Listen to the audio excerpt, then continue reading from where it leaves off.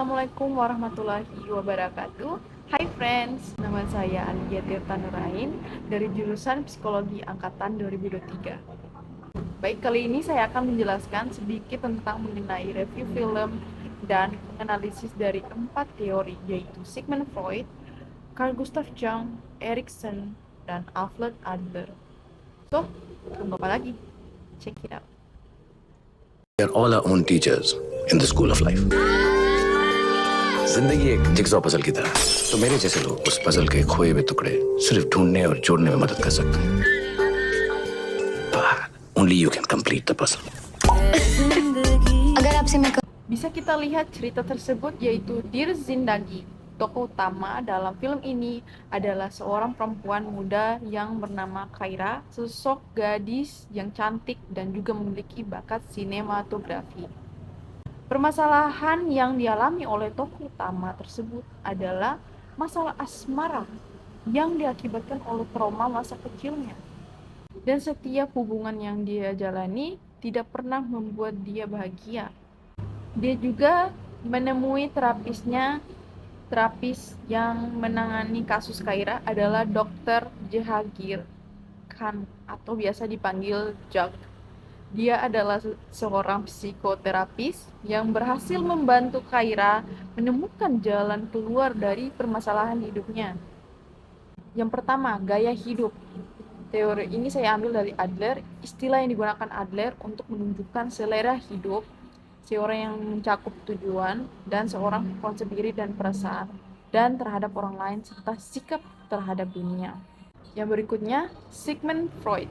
Dalam film ini, Khaira mengalami konflik batin terkait dengan keinginan dan nafsu pribadinya, yaitu id, sebagai contohnya terlibat dalam sebuah hubungan. Dan berikutnya, Carl Gustav Jung, atau saya ambil archetype.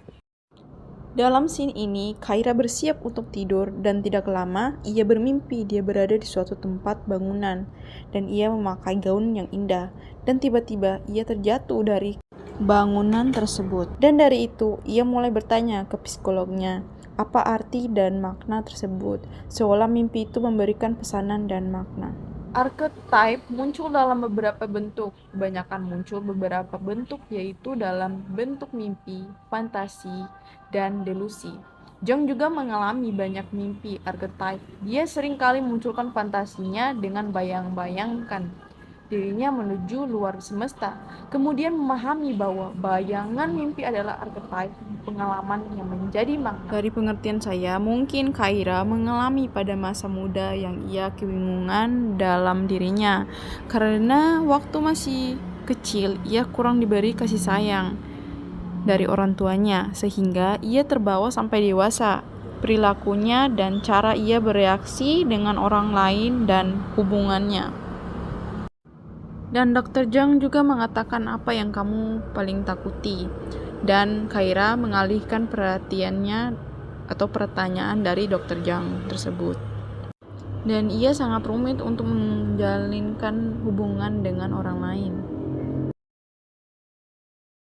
Yang saya ambil itu identitas versus kebingungan, yaitu teorinya Erik Erikson. Selama remaja, ia mencari identitasnya atau berjuang mencari jati diri. Siapakah saya? Karena itu, Khaira pergi ke psikolog untuk menyelesaikan atau mencari siapa dirinya sebenarnya dan mencari makna dan hubungan yang dialami pada masa lalu hingga terbawa sekarang atau hingga perilaku yang terbawa sekarang. Di masa mudanya dia mungkin bingung siapakah dirinya dan bingung identitasnya.